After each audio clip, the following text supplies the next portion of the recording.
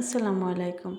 এই যে আপনাদের সামনে মালাইটা নিয়ে চলে আসলাম। দেখেন কত সুন্দর লাগছে, তাই না? যে মালাইটা দিয়ে পাটিসাপটাটা তৈরি করলে অনেক মজা হয়। তো এই যে সেটাই দেখিয়ে নিচ্ছি।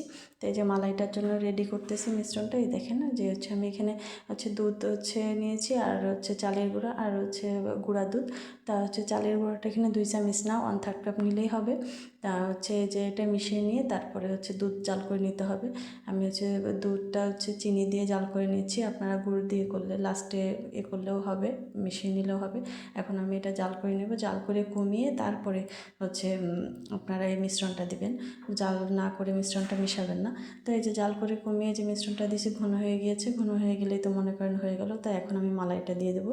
এই যে সেই মালাইটা বলতে এটা দুধের স্বর। এটা যে কোনো চায়ের দোকানে পাওয়া যায়। তাই যে এটা দিয়ে আমি দেখেন এই যে এটা কত সুন্দর করে রেডি করে নিচ্ছি। আর এই মালাইটা দিয়ে পাটিসাপটা তৈরি করলে অতুলনীয় হয়। আমি এই যে এটা আমার মালাইটা হয়ে গেছে, পাশে সেট করতে রেখে দিয়েছি। এখন আমি চালের গুঁড়োটা রেডি করে নিচ্ছি, ব্যাটারটা।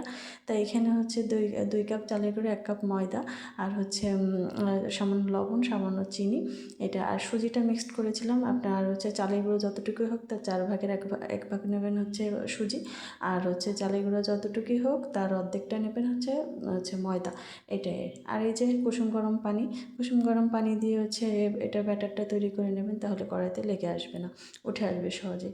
আর এই যে দেখেন পিঠাটা রেডি করে নিচ্ছে এই যে মালাইটা দিয়ে। এই যে অসম্ভব টেস্টি হয়েছিল।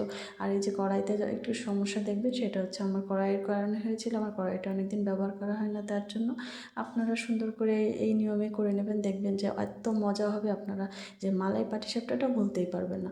তো আপনারা একদিন তৈরি করে খেয়ে দেখবেন, আর আমাকে কমেন্টস লাইকের মাঝে আমাকে জানাবেন যে কেমন হয়েছে। তো আপনাদের কমেন্টসের আশায় থাকলাম। আল্লাহ হাফেজ। আমার পাটিসাপটাটা এখানেই আজকের মতো শেষ করছি।